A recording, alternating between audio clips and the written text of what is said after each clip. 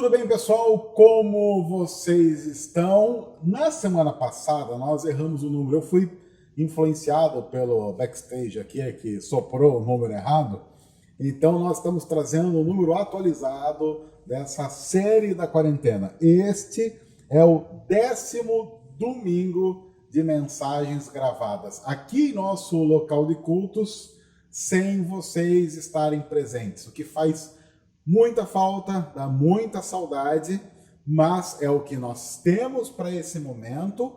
Porém, somos gratos a Deus por termos a possibilidade de assistirmos a mensagem, gravarmos a mensagem, participarmos das lives que nós temos feito toda terça, toda quinta, também no domingo de manhã. E nós temos aproveitado esse mês de maio para falar um pouco dos nossos desafios como igreja. Por quê? Porque maio, como vocês já sabem, é mês de aniversário da nossa igreja e nós estamos comemorando 13 anos. Como eu já disse em outras mensagens, é óbvio que a gente nem de longe, mas nem de longe, imaginava passar por um aniversário como esse. O que a gente pode talvez pensar em fazer, você faz um bolo na sua casa, aí você corta o bolo, tira uma foto, faz uma live, todo mundo da igreja faz um bolo, faz uma foto, marca o Instagram lá da igreja. Aliás, se você não segue o nosso Instagram, tá perdendo, @ajuntaqui, segue lá o Instagram, segue nossas redes sociais, apoie o que a gente tem feito. Nós temos tentado fazer tudo com muito cuidado, muito carinho, para que o evangelho continue a ser pregado nessa época de pandemia, tá ok? Eu vou falar hoje de um texto que é a continuação do texto da semana passada. Na semana passada, inclusive, eu dei um pouco de spoiler sobre o texto dessa semana. Então, se para você pegar o fio da meada, você vai precisar, se você não assistiu, assistir a mensagem da semana passada, para você compreender todo o contexto do que está acontecendo no texto que nós vamos ler hoje, que é o texto de Lucas 5, de 27 a 32.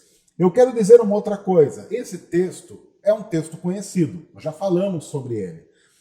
Mas nós vamos ver esse texto numa ótica um pouco diferente. Então, por favor, fique muito atento, principalmente se você é membro aqui da nossa igreja, porque nós estamos falando sobre esses nossos desafios, sobre a nossa visão, sobre o que nós cremos ser igreja, sobre o que nós cremos ser desafios de uma igreja, vivendo no ano de 2020, nesse contexto em que nós estamos inseridos, tá ok? Se você não é da nossa igreja, é claro que essa mensagem também é para você, porque a palavra de Deus é para todos nós, mas apenas não se sinta incomodado com algumas coisas que nós falamos aqui, que tem a nossa cara, tem o nosso jeito, mas eu quero garantir para você que nós temos essa cara, nós temos esse jeito, mas nós somos pessoas amorosas e que amam a Jesus. Eu vou ler o texto antes e depois nós vamos conversar sobre ele, tá ok? Lucas 5, de 27 a 32. Depois disso, lembrando, depois do que aconteceu e nós falamos na semana passada, Jesus saiu e viu um publicano chamado Levi, sentado na coletoria e disse-lhe: "Siga-me." Levi levantou-se, deixou tudo e o seguiu. Então Levi ofereceu um grande banquete a Jesus em sua casa. Havia muita gente comendo com eles, publicanos e outras pessoas. Mas os fariseus e aqueles mestres da lei, que eram da mesma facção, queixaram-se aos discípulos de Jesus: "Por que vocês comem e bebem com publicanos e pecadores?" Jesus lhes respondeu: "Não são os que têm saúde que precisam de médico, mas sim os doentes. E eu não vim chamar justos, mas pecadores ao arrependimento." Senhor, nós pedimos que a Tua palavra fale conosco nesse momento. Nós carecemos de ouvir a voz do Senhor e compreender a palavra do Senhor. Nós pedimos a instrução do Teu Espírito, em nome de Jesus. Amém. Bom, esse é um texto, como eu disse, conhecido, tem a ver com o chamado de Mateus, aqui chamado de Levi. E esse texto sempre trouxe para nós, aqui da nossa igreja, alguns desafios fundamentais e importantes. Esse é um daqueles textos que nós temos que voltar constantemente para não perdermos a visão, para recuperarmos aquele chamado que Deus tem dado para nós, para alimentar aquele fogo que está lá no nosso peito, queimando, nos enviando a missão de Deus e a missão de Jesus. O versículo 27 e o versículo 28 começam dizendo assim: depois disso, Jesus saiu e viu um publicano chamado Levi sentado na coletoria e disse: segue-me. Antes de eu ir para o 28, a coletoria era um local de recolhimento de impostos. Esse era o trabalho que Levi exercia, ele era um coletor de impostos. E Levi, então, ouve Jesus dizendo: segue-me. E o que ele faz? Levi levantou-se, deixou tudo e o seguiu. Nós sempre falamos aqui que esse negócio de cristianismo é, no mínimo, algo para gente louca. Aliás, até a Bíblia diz que Deus usa as coisas loucas do mundo. Então fique tranquilo, você que não bate muito bem, porque se você não bate muito bem, se você não é uma pessoa muito normal, o cristianismo é perfeito para você. O cristianismo talvez não seja perfeito para pessoas muito certinhas, corretinhas e centradinhas. Tô brincando. Não estou brincando. Porque Mateus, veja o que Mateus, o que Levi tem. Levi tem a sua história. Um cara que chegou ao posto de ser um coletor de impostos não saiu do nada. Esse cara tem uma história. Esse cara batalhou para isso. Essa não era uma posição que simplesmente aparecia. Esse é aquele tipo de posição que você tem que ir galgando alguns degraus para chegar lá. Sabe o que é isso? Seria como se você, de repente, você começa a estudar desde lá o jardim da infância, desde o maternal, e aí você vai pro jardim 1, jardim 2, primeiro ano, segundo ano, você se forma no 9º ano, aí você vai pro colegial, e você faz o primeiro, segundo, terceiro colegial, já mais ou menos sabendo o que você quer ser da vida, que vestibular você vai fazer, e aí você presta vestibular, um vestibular extremamente concorrido, e você passa no vestibular, e aí você vai fazer uma faculdade, você faz lá 4, 5, 6, 7, 8 anos, dependendo do tanto de DP que você pegar, 25 anos de faculdade, e aí depois você vai para o mercado de trabalho. Imagine que depois de ter estudado, sei lá, 20 anos da sua vida, 20 dos melhores anos da sua vida, porque uma coisa é estudar 20 anos e começar quando, sei lá, você tem 70, já não tem lá muito mais o que fazer, com 70 anos vou começar a estudar, vou estudar dos 70 a 90, beleza, era o que tinha para fazer. Não, estudar 20 anos dos melhores e mais produtivos anos do nosso organismo. E aí depois, você ter chegado lá, simplesmente um cara chamado Jesus chega para você, olha a audácia desse cara, ele chega para você e fala assim: larga tudo aí e me segue. Como assim? Como assim largar tudo e seguir o Senhor do nada? Vamos lá. O importante é que Jesus, ele estabelecia um plano de carreira, porque quando você perguntava assim para Jesus: o Senhor oferece quem? O quê? Ele dizia assim: eu não ofereço nem travesseiro para repousar a cabeça à noite. De repente a gente vai ter uma pedra para encostar a cabeça, não garanto comida, não garanto bebida, e roupa, você leva a roupa do corpo e vamos ver o que dá. Levi tem uma história. Ele não apenas tem uma história, ele tem status. Por quê? Ele não era muito bem visto pelo povão, porque coletor de imposto, você sabe. Mas status ele tem. Ele tem um bom salário. O que faz com que ele tenha estabilidade financeira. Nessa época que nós estamos vivendo de quarentena, quanto vale estabilidade financeira? Levi tem isso. Então Levi tem sua história, seu status, sua estabilidade financeira. Óbvio que, como consequência de tudo isso, ele tem uma outra coisa que é muito importante para a nossa sociedade hoje. Sabe o que ele tem? Ele tem conforto. Esse cara não mora mal, ele não come mal, ele não bebe mal, ele pode viajar para lugares interessantes. Eu diria para você que esse homem, que de repente do nada é chamado por Jesus, tem absolutamente tudo o que a nossa cultura diz que nós devemos ter para sermos realizados. No entanto, Uma das coisas que nós dizemos aqui como igreja, e eu quero repetir, para nós, nesses 13 anos, nós temos dito isso para muita gente. Ou Jesus é tudo, ou é nada. Não há um meio termo. Eu sei que muita gente tenta negociar com isso, dizendo, não, mas e se eu deixar Jesus, por exemplo, tomar conta do meu trabalho? Será que ele não deixa eu tomar conta da minha família? Não! Mas e se eu então vou fazer o seguinte, eu vou deixar Jesus tomar conta da minha família, mas será que ele não deixa eu trabalhar, mesmo que seja naquele trabalho, assim, que a gente sabe que não é lá um trabalho muito cristão? Não, simplesmente não.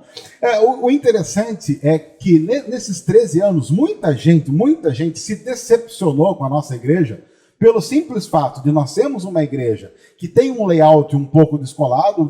Aqui do lado tem arquibancada, aqui tem uma bateria, aqui a bateria já é normal, tem umas luzes aqui. A gente até acendeu um dia aqui, contar aqui os bastidores, vamos acender uma outra luz ali, estourou tudo, queimou, deu uns estrondos, quase a gente saiu tudo correndo.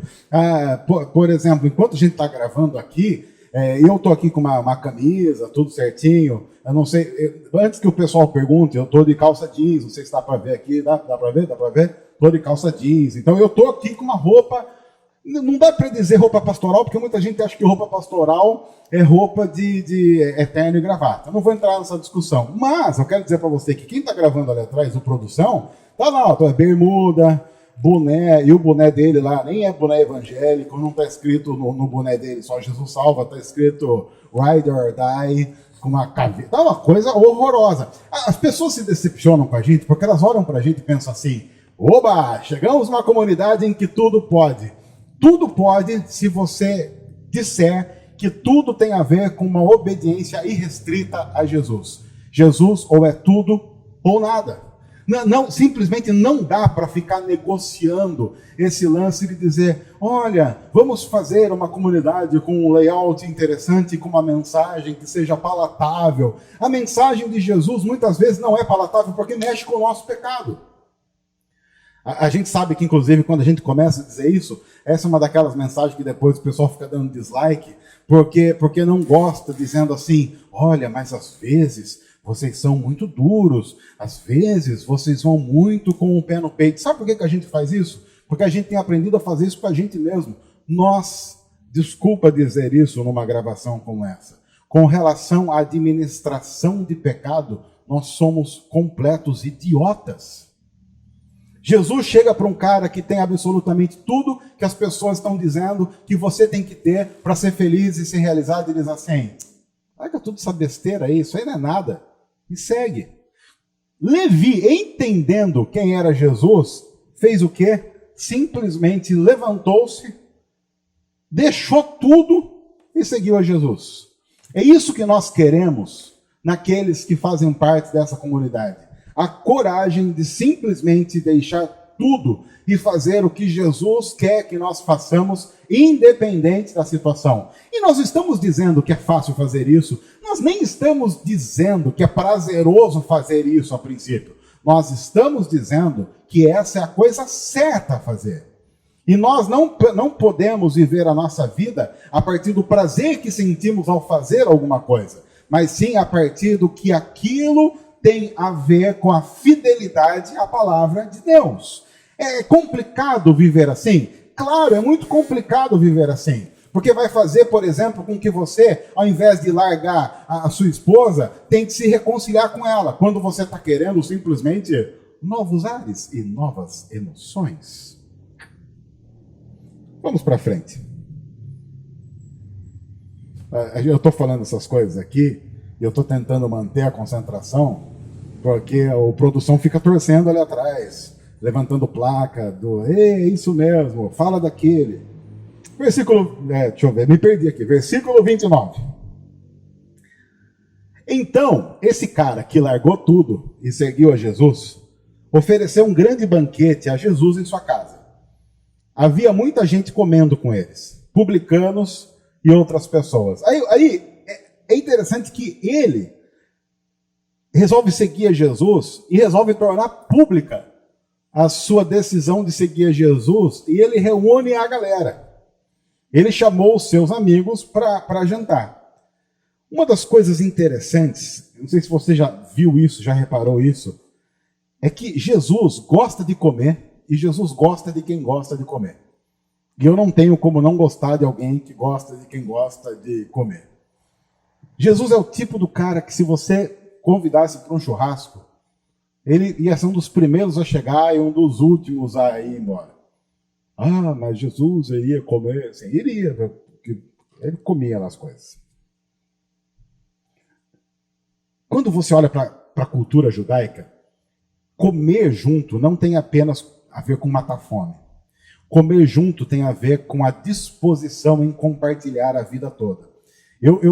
Se eu sou um judeu daquela época, eu só chamaria para um jantar na minha casa pessoas com quem eu estivesse de verdade disposto a compartilhar tudo o que eu sou e tudo o que eu tenho.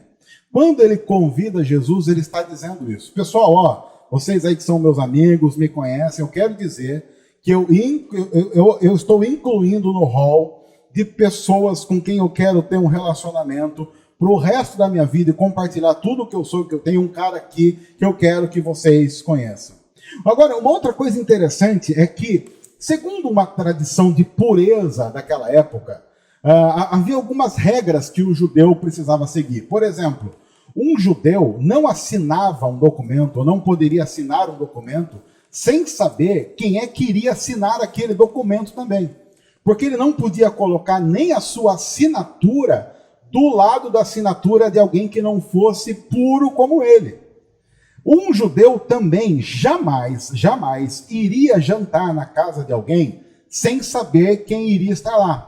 Então, por exemplo, se, sei lá, o Paulo me convidasse para ir jantar na casa dele, eu ia chegar para o Paulo e falar assim: Paulo, antes de eu aceitar o convite, eu preciso saber de uma coisa: quem é que vai estar lá? Porque dependendo de quem for estar no jantar, eu não posso ir. Porque eu, como uma pessoa pura, não poderia me sentar à mesa com uma pessoa impura, porque isso me tornaria impuro. Aí a Bíblia diz que Mateus chamou para esse jantar a galera que eram chegados dele. Ele convida publicanos e outras pessoas. Aí ele convida Jesus, e o texto não diz se Jesus perguntou quem estava lá, porque para Jesus não importa. Jesus sabe que a lei da pureza tem a ver muito mesmo com aquilo que está no nosso coração, e não aquilo com que está ao nosso redor. Jesus sabia quem estaria lá. E foi. A gente sempre tentou mostrar um Jesus sem frescura. Um Jesus que sabe quem nós somos. Ele sabe, ele simplesmente sabe. Nós falamos isso na mensagem da semana passada. Jesus sabe o que a gente pensa. Ele sabia exatamente quem eram essas pessoas. Conhecia tudo, absolutamente tudo a respeito da vida de cada uma delas. E a grande questão, a grande maravilha do Evangelho é que ele se relaciona assim, com gente assim e com gente assim. Com gente desse jeito e com gente desse jeito. Isso para nós sempre foi um ponto fundamental nesses 13 anos. Isso para nós sempre foi importante. Sim, nós somos uma igreja de pecadores, porque não tem como não ser uma igreja de gente que peca. Nós pecamos, mas ao mesmo tempo vivemos maravilhados, totalmente maravilhados com a graça de Deus derramada sobre nós. Nós vivemos maravilhados com a pregação do Evangelho, saber que Jesus viveu a vida que nós não temos condição de viver, agradou a Deus em nosso lugar, morreu a morte que era nossa, ele morre a nossa morte na cruz, ele é o nosso substituto na cruz, e ele ressuscita, vence a morte. Toda essa mensagem para nós é fundamental, é importante, e saber que sim, nós podemos nos assentar na mesa de Deus, podemos fazer parte de uma igreja com pessoas falhas, pessoas que têm dificuldade. No entanto, como nós dissemos aqui a pouco, pessoas que mesmo tendo as suas dificuldades, não são hipócritas e falsas, estão dispostas a abandonar tudo por causa de Jesus. Veja como essa tensão é complicada. Porque se nós não juntarmos essas duas coisas, nós vamos simplesmente usar a desculpa do layout, de sermos pessoas que conhecem a graça, como desculpa para simplesmente continuar a fazer as besteiras que nós sempre fizemos. No entanto, sim, como diz o lema da nossa igreja, você pode vir como está, mas nós não imaginamos que você vai permanecer assim. Porque se você veio como está, e está assim há 10 anos, você tem problema. E nós queremos ser parte do problema na sua vida se você está assim. Versículo 30. Mas os fariseus e aqueles mestres da lei, que eram da mesma facção, queixaram-se aos discípulos de Jesus. Por que vocês comem e bebem com publicanos e pecadores? Eu quero dizer para vocês que o problema desses caras aqui é que os discípulos de Jesus eram alegres. E gente falsamente santa odeia alegria. Odeia. Quando você está mal, a coisa mais insuportável é gente feliz do seu lado. Quando você não está bem, gente bem do seu lado, você quer matar gente bem do seu lado. Quando você está mal, você quer todo mundo mal para ficar igual você, para você não sentir mais mal ainda. E por que eu estou dizendo isso? Eu vou pegar um versículo seguinte, do texto seguinte, para demonstrar como a crise desses caras nem é tanto pelo fato de Jesus comer com pecadores. Eles têm essa crise. Mas é a crise do tipo, e vocês estão felizes, vocês estão alegres, vocês estão celebrando. Eu nem preciso dizer como a nossa igreja gosta de fazer festa e como tem gente que odeia o fato da nossa igreja adorar de fazer festa, ter as coisas que tem na festa que tem, e não vou usar em detalhes. Produção, parou. Aqui atrás das câmeras continua a pressão. Olha o versículo 33, um versículo seguinte ao texto que nós lemos. E eles lhe disseram, os discípulos de João jejuam e oram frequentemente, bem como os discípulos dos fariseus. Mas os seus vivem comendo e bebendo. Olha a acusação que eles fazem contra os discípulos de Jesus. Uma acusação fantástica. Jesus, não dá. Não dá, porque os seus discípulos, eles ficam comendo e bebendo. É churrasco todo dia. Quando não é churrasco, o que pode ser, produção? Quando não é churrasco, uma porçãozinha, uma mesa de frios, aqueles salgadinho torcida, Pringles, os seus discípulos é churrasco, porçãozinha, essas coisas que... Feijuquinho, Os seus discípulos, Jesus, não dá. Porque os outros discípulos da galera aí, eles jejuam, eles têm aquela cara um pouco mais santa. Os discípulos, a gente ouve barulho, ouve risada, já pensa, olha lá, os discípulos de Jesus. E essa é uma coisa que para nós sempre foi fundamental nesses 13 anos. Nós não temos crise de ser uma igreja que sorri, que ri, que celebra a vida. Nós não queremos ser alienados, do tipo, sorrir por besteira, mas quando a gente olha para a cruz vazia, e quando nós olhamos para um túmulo vazio, nós não conseguimos deixar de celebrar o que está acontecendo com a gente. Sim, nós sabemos que temos a seriedade de um mundo perdido e estamos nessa missão. Mas, meu irmão, minha irmã, não perca a alegria. Não perca.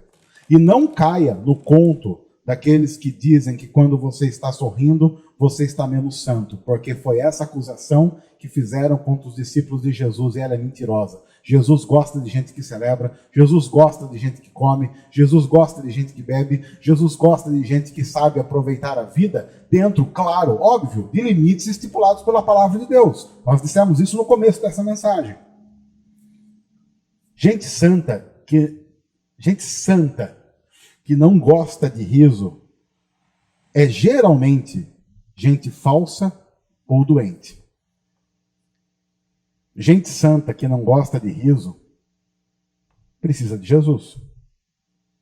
Versículo 31 e 32. Estamos indo para o final. Jesus lhes respondeu: não são os que têm saúde que precisam de médico, mas sim os doentes. Eu não vim chamar justos, mas pecadores ao arrependimento.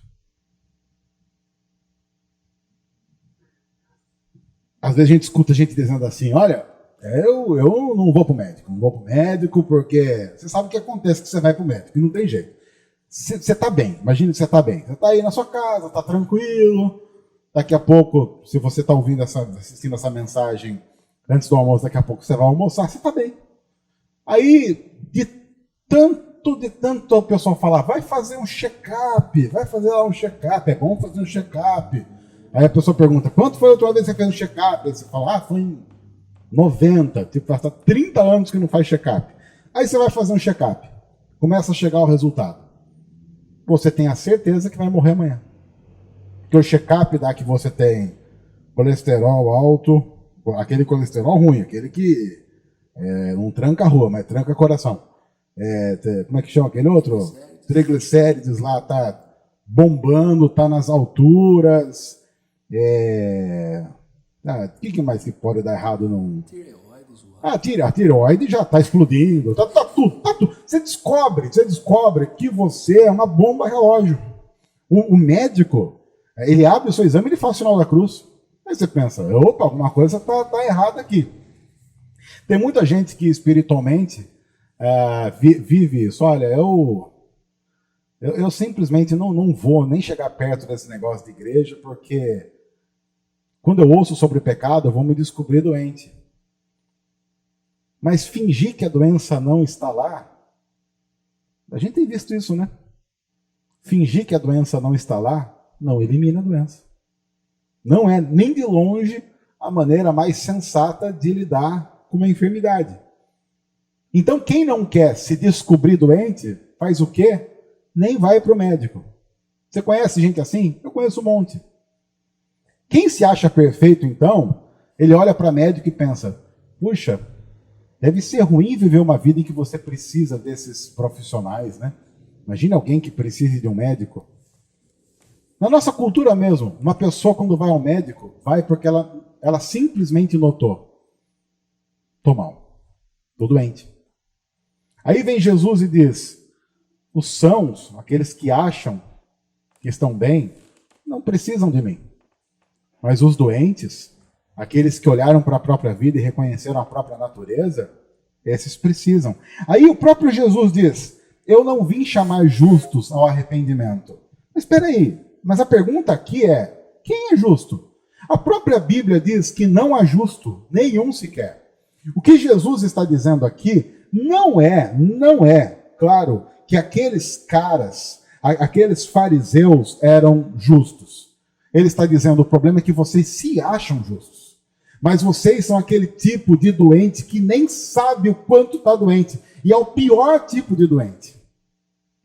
É o pior tipo, aquele que olha para si e não consegue ver a realidade nua e crua. E é uma coisa que nós temos tentado fazer aqui em nossa igreja nesses 13 anos. É mostrar a realidade nua e crua. É assim que é, e por isso nós precisamos de um Salvador. Nós não somos uma igreja que quer vender a imagem de que aqui temos pessoas justas. Nós temos pessoas justificadas por Cristo Jesus, pela ressurreição de Jesus. E isso faz toda a diferença, porque justo mesmo, só há um, que é Cristo Jesus. E a partir dessa realidade do Evangelho que nós queremos viver e desenvolver a nossa vida. Porque pecadores de verdade, reconhecem que precisam de arrependimento. Agora, alienados do próprio coração, nem sabem o que arrependimento é. Pessoas alienadas da própria condição espiritual, nem cogitam a possibilidade de, mesmo frequentando uma igreja há anos, terem que se arrepender. Porque sim, você pode ser membro de uma igreja há anos, sem nunca ter sido nem um dia sequer discípulo de Jesus. Sem nunca ter deixado tudo para trás para seguir a Jesus. Toda a estabilidade, conforto. E se Jesus pedisse isso exatamente agora, qual seria a sua resposta?